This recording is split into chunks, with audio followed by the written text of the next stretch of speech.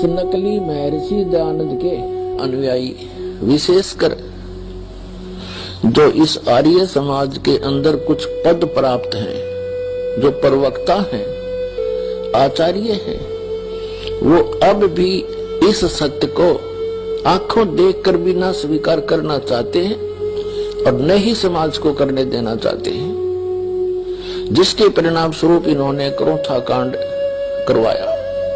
सतलोक आश्रम क्रोथा को चारों तरफ से गिरवा दिया इन अपने अनुयायियों से झूठ बोल कर, सच्चाई से परिचित ना करवा कर।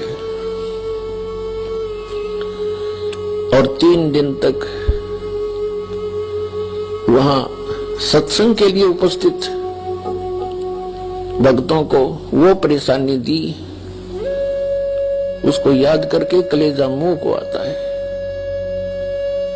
यहाँ आश्रम के अंदर नवजात शिशु, रोगी व्यक्ति, बूढ़े, बुजुर्ग आते हैं, तो उन दुष्ट लोगों ने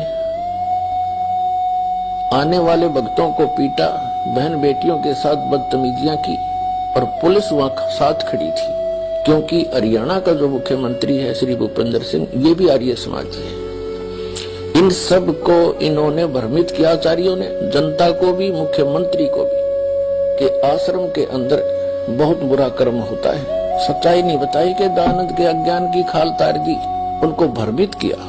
और जिस कारण से पुलिस के समक्ष मुख्यमंत्री की सलाह से 3 दिन तक वो परेशानी पैदा की, हाहाकार आश्रम में मची रही। रोगियों को दवाई नहीं, बच्चों को दूध नहीं, क्योंकि बाहर से कोई भी सामग्री अंदर नहीं आने दी। और 3 दिन भूखे प्यासे भय के वातावरण में जीवन व्यतीत किया। और 12 जुलाई 2006 को, सन 2006 को आक्रमण करवा दिया, चारों तरफ से घेर लिया आश्रम को। हम आश्रम के अंदर बैठे थे, आश्रम से बाहर नहीं गए, हमारे ऊपर आक्रमण किया गया। आश्रम में उपस्थित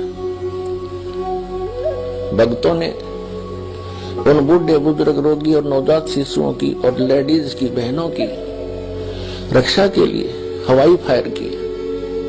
इन्होंने जब देखा कि रामपाल फंसा नहीं, आदमी कोई मरा नहीं, तो इन्होंने स्वयं ही एक व्यक्ति को मार डाला, क्योंकि शराब पी के बदमाश ला रखे थे, स्वयं भी इनके अनुयायी आए हुए थे। उस मृतक के सब लक्षण प्रत्यक्ष करते हैं कि आश्रम से चली गोलियों से उसकी मृत्यु नहीं हुई। ये लैब, जो लेबोरेटरी होती है, जहां से सरकार ने खुद जांच कराई है, उस लेबोरेटरी की रिपोर्ट में उसमें स्पष्ट किया गया है। ऐसा जुल्म इन लोगों ने किया हमारे साथ। और तीसरे दिन हमारे ऊपर एक झूठा केस बनाकर 302 का हमें जेल में डाल दिया, आश्रम छीन लिया, लुटवा दिया, पुलिस की प्रेजेंस में चोरियां करवा दी, एसी तक उठवा दिए। इस सब जुल्म का कारण वो आचार्य हैं, वो प्रवक्ता हैं,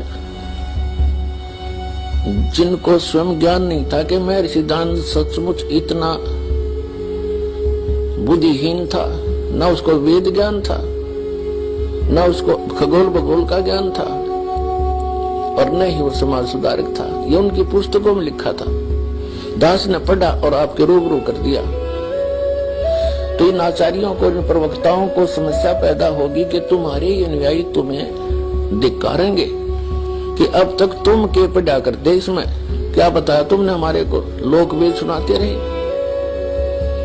इस डर से इन्होंने जनता का ध्यान बांटने के लिए क्रोथा कांड करवा दिया। तो ऐसा जुल्म इन लोगों ने किया हमारे साथ। वो तो परमात्मा ही इनको सजा दे या इनाम दे, भगवान पर छोड़ते हैं। लेकिन हम अपने परमात्मा पर गर्व करते हैं कि उन्होंने ऐसे जुल्म किए, फिर भी हम सुरक्षित और आज ये ज्ञान शिखर में पहुंच गया। पुण्यात्माओं, दुष्ट लोगों का काम तो उनका स्वभाव ही होता है दुष्ट कर्म करने का, और साधु संतों का काम होता है स्वभाव जो उनका होता है परमार्थ ही करने का। और कबीर साहब ने हमें शिक्षा भी दी है कि जो तोकू काटा बोवे ताको बो तू फूल, तो हे फूल के फूल हैं वाह को है त्रिशूल।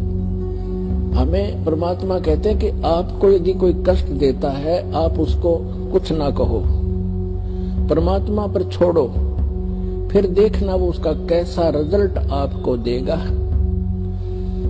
भगत बीज पलटे नहीं चाहे आए पड़ो सो झोल, और जय कंचन बिष्टा पड़े घटे निता का मोल। तो पुण्यात्मा, हमारे ऊपर जो गंध डाला था, आज जनता को पता चला कि सोने के ऊपर ये दुष्ट लोगों ने कूड़ा करकट डाल दिया था। आज साफ होने पर पता चला कि who is Rampal, who is Kabir God, और क्या था सतलोकाश्रम करो था की सच्चाई।